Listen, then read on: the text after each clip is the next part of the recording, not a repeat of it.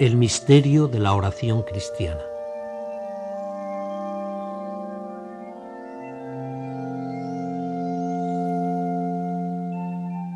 Señor, enséñanos a orar. Es la petición que un día los apóstoles le dirigieron a Jesús. Una petición muy oportuna que sigue siendo actual e incluso urgente. Yo también más de una vez he formulado la misma súplica y le he dicho a Jesús, enséñame a orar. Muy consciente de que saber orar de verdad transformaría toda mi vida. Porque si bien la oración no lo es todo en la vida cristiana, todo lo verdaderamente cristiano converge de alguna manera en la oración. Se resuelve en oración y brota de la oración. De ahí su importancia capital e ineludible. Y casi siempre que le he hecho a Jesús esta petición, me ha parecido que Jesús me respondía taxativamente, ya te he enseñado. Ya te he enseñado por medio de los grandes orantes de todos los tiempos y de todos los pueblos. Ya te he enseñado de una manera muy especial con mi vida y con mi palabra. ¿Qué más quieres? ¿Quieres acaso que yo te ahorre tu propio esfuerzo y que te supla y hasta te suplante? Fíjate, por ejemplo, en los grandes orantes del pasado, en los maestros de espíritu de todos los siglos. Fíjate, por ejemplo, en David. A él se le atribuyen la mayor parte de esos salmos que expresan el alma orante de Israel y que expresan también los más hondos sentimientos del alma de todos los pueblos, y que tú recitas con tanta frecuencia y también a veces con tanta distracción. Más aún, recuerda que yo oro en ti y contigo, si tú me dejas. Reconoce mi voz en tu voz, como te recomendaba San Agustín. Préstame tu conciencia y tus labios. Déjate asociar por mí a mi propia oración. Y deja que la Iglesia entera y los hombres todos oren a través de tu corazón y de tus labios. ¿No te estremece esta responsabilidad y no te llena de gozo este privilegio? Fíjate en los grandes documentos y en las múltiples orientaciones eclesiales sobre la oración. Fíjate muy especialmente en el Catecismo de la Iglesia Católica, promulgado por Juan Pablo II el 11 de octubre de 1992. Toda la cuarta parte, quizás la más lograda del Catecismo, está dedicada a la oración cristiana. Y lo primero que llama la atención poderosamente es la extensión material. 308 números y 68 páginas. La amplitud es ya una lección, pues revela la importancia objetiva del tema, aunque esto solo puede sorprender a un observador superficial, que desconozca o que no tenga en cuenta la importancia decisiva de la oración como expresión dinámica de la vida cristiana. Porque justamente la verdadera oración no es un simple medio, por muy importante o necesario que se le suponga para la vida cristiana o espiritual, sino que es la misma vida espiritual cristiana en ejercicio. De ahí que la misma definición sirva para ambas y que exista una correspondencia perfecta entre oración y vida espiritual, hasta poder señalar los mismos grados para la una y para la otra. Esta cuarta parte del Catecismo es un verdadero tratado completo y orgánico, riquísimo de contenido sobre la oración cristiana. Es un verdadero arsenal de datos bíblicos, de la mejor tradición patrística, de experiencias vivas, de la enseñanza de los maestros espirituales de todos los tiempos, y principalmente del testimonio vivo y de la doctrina de Jesús, que ora, que enseña a orar y que escucha la oración. del ejemplo de María, la Virgen orante, y de la vida litúrgico orante de toda la Iglesia. El catecismo es una buena escuela superior de rango universitario para el aprendizaje de la oración. Cuando se quiere saber el sentido de la oración, de la amistad o de la fe, que por cierto no son realidades adecuadamente distintas, sino la misma realidad fundamental expresada con 3 distintas palabras, lo mejor es invitar a la experiencia personal. Es este el camino más certero, más eficaz y convincente contra el que no pueden darse razones válidas. La experiencia se convierte en argumento irrefutable y en testimonio decisivo. El que de verdad ora, como el que vive una auténtica amistad o el que cree con fe viva, sabe que la oración, la amistad y la fe tienen un admirable sentido y son vivencias riquísimas y absolutamente irreemplazables. Saber, en el lenguaje bíblico y teológico, es mucho más que conocer, porque es conocer sabrosamente, gozosamente y por connaturalidad, por propia e inmediata experiencia. El tratado sobre la oración cristiana comienza con un número en el que se hace una verdadera síntesis de todo el catecismo.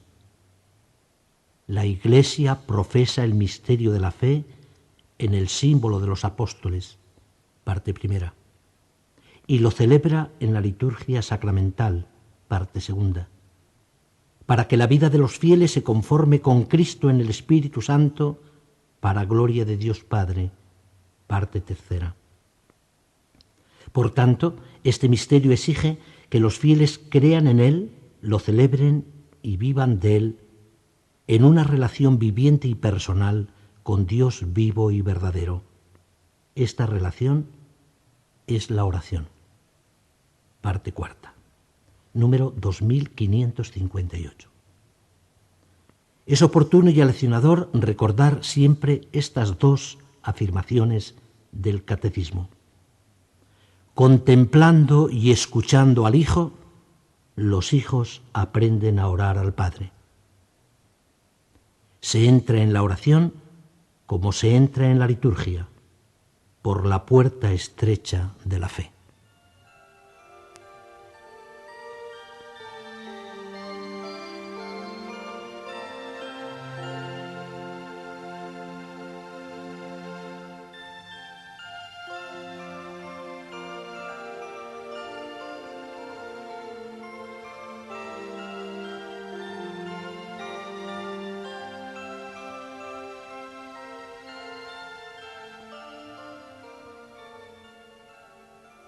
El misterio de la oración. Orar es dejarse amar.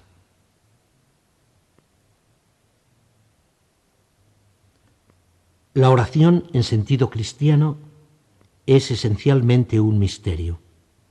No parte del hombre, sino de Dios. No obedece a la iniciativa humana, sino a la divina. No es una tarea simplemente nuestra, sino del Espíritu Santo en nosotros. O si se quiere, nuestra, pero en cuanto vivificados e impulsados por el Espíritu Santo que en nosotros habita. Él nos transforma por dentro, desde nuestras mismas raíces, y nos capacita para dirigirnos al Padre en actitud filial y hacia los demás hombres en actitud fraterna. El Espíritu nos asocia a su misma corriente de amor en el seno de la Trinidad y nos introduce en la vida familiar de Dios. Así entendida, la oración cristiana tiene una originalidad absoluta. No se parece en su origen consciente ni en su contenido más hondo a ninguna otra forma de oración. Pone en primer término la iniciativa de Dios.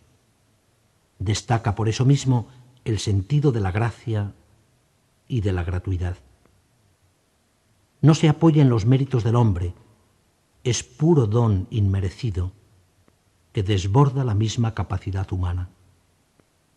La oración cristiana es inconcebible sin la presencia real y activa del Espíritu Santo, que es su principio y su máxima garantía.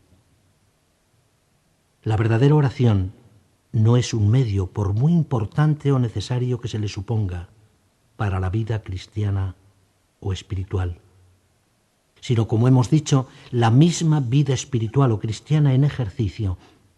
Nada expresa tanto el sentido dinámico de esta vida como la oración.